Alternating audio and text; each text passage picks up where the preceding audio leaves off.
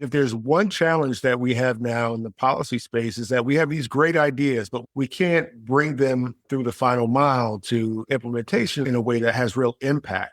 So we need people that are on the ground that can tell us how government actually works at the state and local level to come into our schools to say, students and faculty, you've got these great ideas, but here's what you really need to think about to actually get this done. It's not as easy as this will work and this will solve this problem.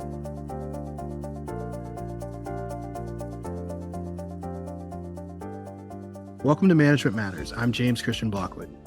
Today, we're diving into a critical question for the future of public service. How is public administration education evolving? And what does that mean for the next generation of talent entering government? Our guests are two nationally recognized leaders in this space. David Wilson, Dean and Professor of Public Policy at UC Berkeley's Goldman School of Public Policy and a thought leader in public administration and workforce development. Jodi Sandfort, Dean at Evans School of Public Policy and Governance at the University of Washington, is a scholar and practitioner shaping how we prepare students for careers in public service. Together, we'll explore how education programs, talent pipelines, and partnerships are adapting to meet the demands of a rapidly changing public sector. Welcome to you both. Thank you. Thank you. Let's start with the big picture. You had schools, administrators, educators received a lot of news coverage last year, but it's a new year. How would you describe that past year for yourself, for government, and for academia? Maybe, Jodi, we can start with you. Well, James Christian, I think like many things in the public domain, 2025 was a series of very intentional efforts to destabilize public institutions from the federal government. And it created a lot of both uncertainty and opportunity, I think. The most visible thing actually was the change in federal investment in the research enterprise.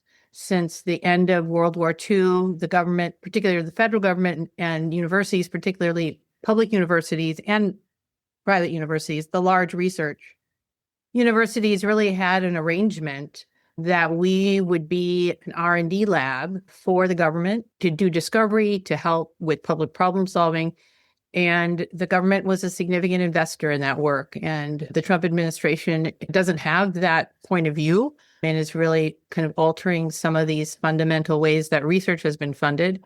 Also, very significantly, as part of the Big Beautiful Bill last summer, there's been some significant changes made in student loans with the decrease of loans that have been well established, particularly for graduate education, and moving away from a recognition that public administration is a professional degree, which has lots of implications for individuals who want to come into our profession. Many more, but maybe I'll pass the mic to David. One additional one is there's been a recent movement over the past 3 or 4 years for graduate students to become unionized, increasing the cost of graduate student education as students are now seen as labor. And that puts additional resource pressures on universities, especially professional schools of public policy and public affairs, to find new ways to continue to support students financially in fair ways, but also in ways that are consistent with their ability to generate revenue and the like. I see the last year as pushing us to need to be more creative in the same way that government needs to be more creative around adaptability, that we don't have business as usual, we now have disruption as usual. And can we rethink our models of teaching, research, and service around disruption? And we don't have a real framework for that. And the second thing is anticipatory frameworks. How do we see around corners, or how do we design new tools for strategic foresight that change the way we analyze and craft policy so that we could be more prepared for a disruptive environment? And then finally, agility, which I know is an important agenda item for the academy. And that's, how do we think about testing and experimentation and teams and have government do its work differently with technology, with innovations around organizational management, with training and pipeline? And how do we also adapt our schools to be more prepared for new students, and not just students who are coming here for 2-year or 3-year degree programs, but students who are out there in the workforce now that need expertise in their agencies and in their organizations to help them do their jobs better. I've always thought that our students graduate and they go off into the world, they leave the nest and do important work. And we need to be more of a resource to support their continuous development. Being a graduate of our policy and public affairs schools should be a lifetime relationship and not just one that's 2 or 3 years. So we're being forced to think differently about our enterprise. And this is all in the context of the issues that Jodi mentioned before. One thing it did make me realize we should talk about briefly, larger policy change, is the alteration in student visas. So for many higher education institutions, international students have been a really important part of our missions. And it's been a way that we've done soft diplomacy, really. And people would come to the best policy schools from around the world.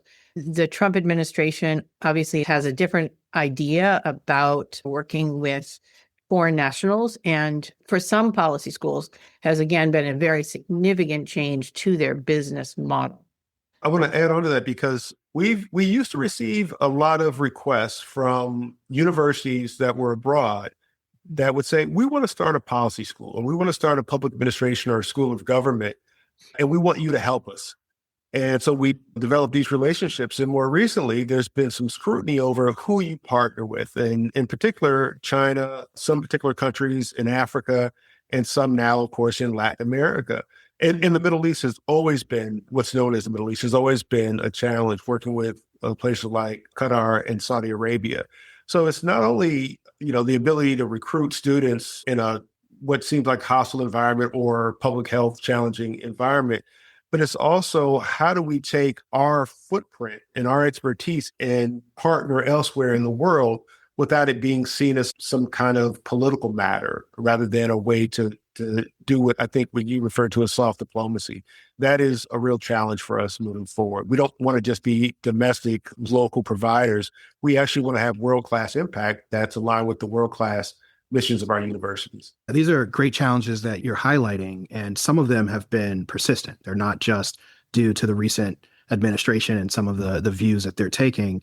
I'm an adjunct professor at the Maxwell School, and I teach a course on strategic foresight. And in that, I try to prepare people to think about alternative approaches, thinking about the external environment, and most importantly, think about how do you influence towards a preferred future. You mentioned a lot of challenges, but in some of that, I also heard some opportunities. Where are the really big opportunities for schools and educators, and where do we start? One of the things that David started to talk about, and I'll expand upon, is really, I think the public policy schools and public administration schools now are thinking more expansively about our target audiences for education. Many of us have begun undergraduate programs that focus on public service, public policy, public administration, early career master's degrees, executive master's degrees, graduate certificates for people who are working full time, using blended learning. So I think there is an amazing opportunity for universities to be conveners of education that matters in a really rapidly changing environment. It allows our faculty to bring new insights and bringing things immediately from their research and from their leadership roles in working in partnership with government. And I think for us, it creates a new integration between the things that people research and how they teach.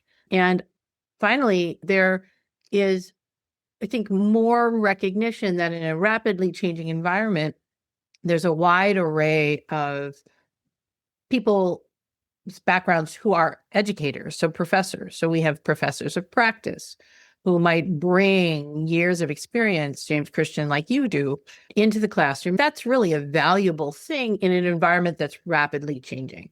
Jodi and I are kind of twins on this idea that everyone, at least in America, if not the world, is thinking about government and democracy and living in a world where they have an opportunity to live the good life, at least in the sense that they can find meaning and purpose and have some civic role beyond their own home. And with devolution, all of this work of stewarding democracy is now being pushed to the state and local level. And this means that we need new experts. Our universities are great. We've done research. We've been trained to think about things in certain ways, but our students want to move faster. If there's one challenge that we have now in the policy space is that we have these great ideas, but we can't we can't bring them through the final mile to implementation in a way that has real impact. So we need people that are on the ground that can tell us how government actually works at the state and local level to come into our schools to say, students and faculty, you've got these great ideas, but here's what you really need to think about to actually get this done. It's not as easy as this will work and this will solve this problem. It's will it actually be feasible to implement in the timeline that you expect? So the opportunities are really around rethinking the nature of our enterprise and our institutions in ways that our schools could be more of a resource to government and industry. There's private companies that are trying to do their best to make a ton of money, and they can't get their ideas to the marketplace, or they can't get their solutions to the marketplace. Well, governments need technology help. Governments want to provide local residents with clean water and technology and good ideas. How do we actually help do more bridging? David, I want to come back to the impact and the technology piece. I have a question for you. But first, I want to go back to Jodi here. You talked about education that matters, and David really highlighted that there's an impact that you want to have with the work that schools do. Jodi, can you talk a little bit about public impact research and how we might shift to that kind of philosophy over what generally happens now? It's just a continuation of what David was saying. I think when he and I were coming through our own education as scholars, we were really focused on creating bodies of evidence and the discovery part of universities. And in some fields that has fueled innovation and technology in many fields, medicine, that we didn't imagine when we began. I think one of the things we're realizing in universities, though, is that maybe we've overinvested our attention in discovery and evidence. And that actually we need to highlight faculty who actually have been really focused on impact. By that, we mean people who have found practitioner partners who want to work with the researchers to have research evidence that's useful to the kinds of problems that they're solving. There's been a real rise in the evidence-based policy movement, but that has often been really focused on causal impact. And do we know this program works? And what's the impact of an employment training program or a parenting program or an economic development intervention? But we also know that research can be useful when it introduces new ideas or when it is giving new resources. I worked very closely, for example, on implementation of social welfare safety net programs in Minnesota. One of the things we built was an app for families who were trying to get access to childcare, food assistance, and cash assistance. And the administration of those programs had not kept up with use of technology, and the government didn't have the ability to build and test the app. So our impact was about working in partnership, saying, what are the resources we could bring from the university? In that example, it was convening, it was design, it was testing, and evaluation. And so there's an array of tools and methods and approaches that have existed inside of public policy and public affairs schools, but haven't been really what universities have focused on. And I think many, particularly the public universities, are now realizing, as David said, we have deep commitments and connections to our states, to the citizens of our states. And there's a lot of great work that hasn't been as visible as it needs to be. David, it's the 21st century. You really can't talk about anything without talking about data and technology. But how are schools preparing students for this shift? And how is the curriculum really keeping up and keeping pace with real world needs? It's a good question. I honestly don't know that we're doing the best job. And that's because there are a lot of different arrows that come at universities around not only what we ought to be doing from the outside perspective, but how are tools evolving and our faculty keeping up with those tools, and then how do they deliver them to our students so that they can be effective. But we also want to deliver them to people that are actually in the roles now so they can be effective. And so while public research, impact research is important, public impact teaching and instruction and expertise development and training in general is also important. We have a partnership, for example, with the city of San Jose around training both their city council staffers and their city manager staffers just around basic policy analysis tools, like a basic framework around an eightfold path for problem solving. Like, how do you define a problem? How do you measure things? How do you operationalize ideas? How do you collect the right information? How do you plan for solutions in a way that can look for a policy window? In other words, that you may have a good solution, but it's just not the right time. And then at the end, how do you tell the story to the public so that they get behind it, so that it doesn't become something that's completely politicized? You can't eliminate it entirely, but we're training the city of San Jose's city council and their city manager's office to work together on really identifying solutions and making sure that those solutions don't just live as policy, but they get implemented as real programs that have measurable outcomes and measurable outputs.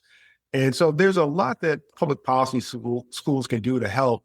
And I remind, my leadership at the university every day that the University of California wouldn't exist without public policy. We're a land-grant university. That policy helped us to become the institution that we are. Policy is really about taking public issues and finding solutions that help society move in a certain direction. I view public policy as the practice of democracy. I think voting and elections are great, but if you don't have policy in place that protects those things, ensures that they have the quality that we desire as citizens, then it's kind of hollow. So our schools are the field that matters most today. It's not business. It's not engineering. I think that government, public policy, and public affairs are the only academic fields created expressly for the purpose of ensuring that the public sector does its job well and continues to improve. We actually have far-reaching impact and opportunities. And that's why, we're proud to be fellows, of course, and work with NAPA, and that we have NAPA. NAPA is probably the academy that matters most as well. So thank you, James Christian, for your leadership of this world-class organization. We were just at a staff meeting and we were laughing because I think a decade ago, all the young people coming out of college were suddenly the social media interns, right? Because we assumed, if they're young, they must know social media. And I think what's happening now is organizations are like, any young person has to be our artificial intelligence intern. I worry about that. I worry about the use of artificial intelligence quite a bit because I think the public sector's response to technological innovation in the last 4 decades has been to contract it out. We cannot contract out expertise about the use of the artificial intelligence tools. We must be honing our own understanding of how they can create operational improvements. We must be grappling with the ethical and moral dilemmas of them. We must be really using them, in my opinion, to reorient public services to being about responding to citizens' needs. And there's a lot of opportunity. And there is, I think, some urgency to being able to step into a space to understand what's happened and to make sure that we protect with public policy, as David was saying, some of the key values that undergird this democracy.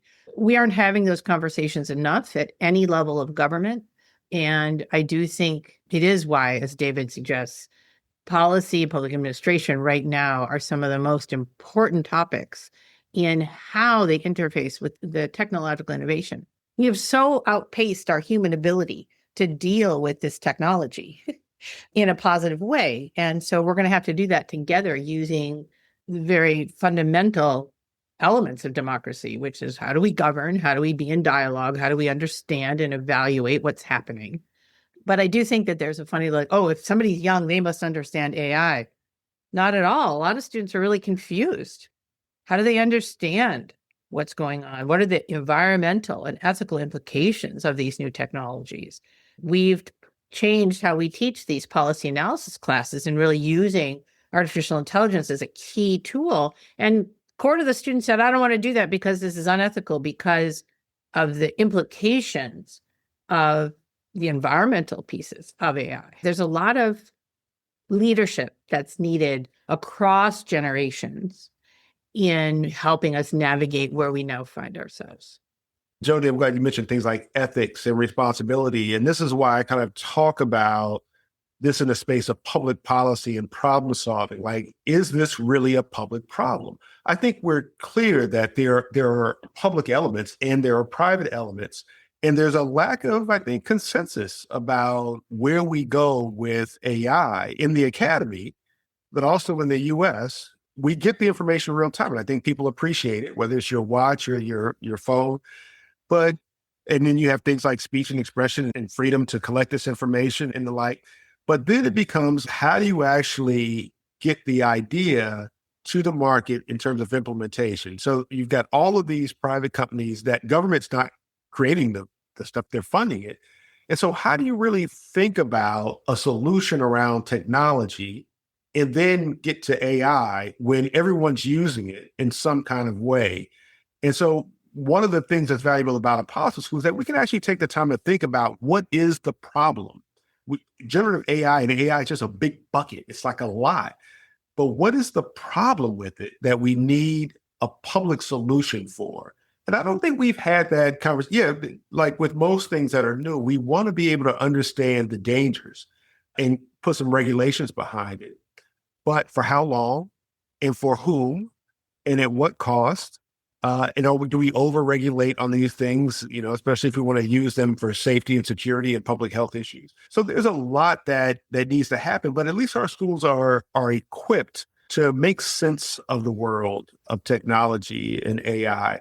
There are going to be endless opportunities for innovation, application of AI, and of course, it's a very serious issue, so you want to use it and deploy it in the right ways. But let me go back to something that I think is pretty fundamental, which is regardless of the technologies that are out there, there's always going to be a human element, and it's going to be about human learning.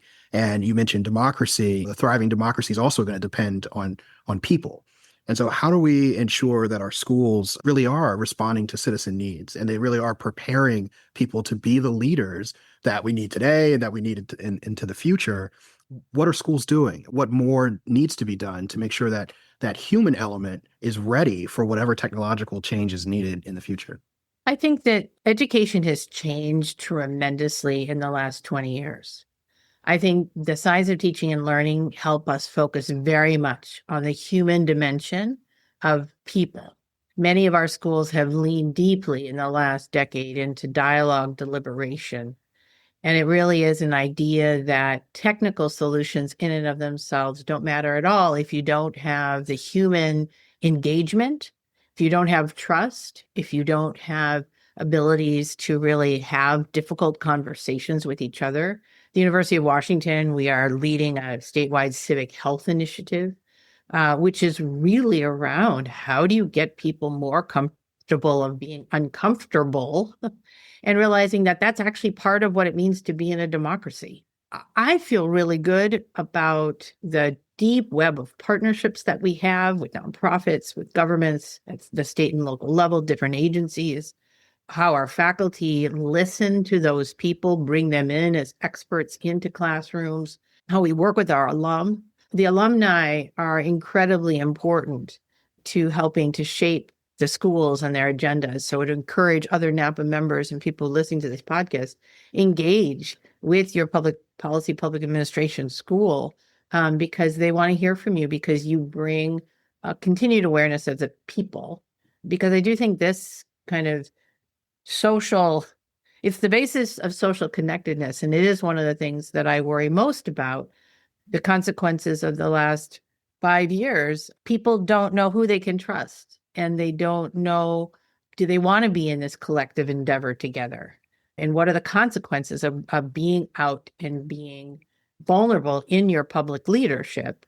I'm a political psychologist. I study kind of behavior for a living. And there is a pattern, in particular in the United States, that people are looking for freedom from experts.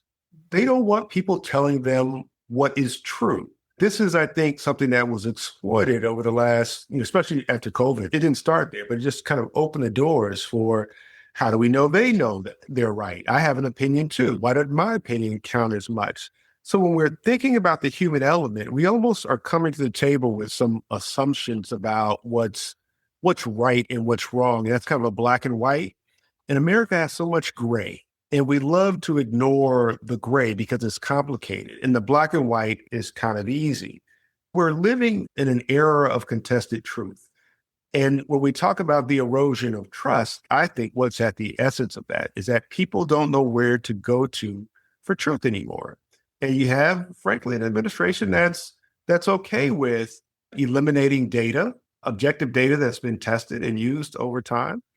And so we're now in a position where we're having to help offer solutions, and no one really has the full range of tools to figure out whether they'll work or not, or whether they should be trusted.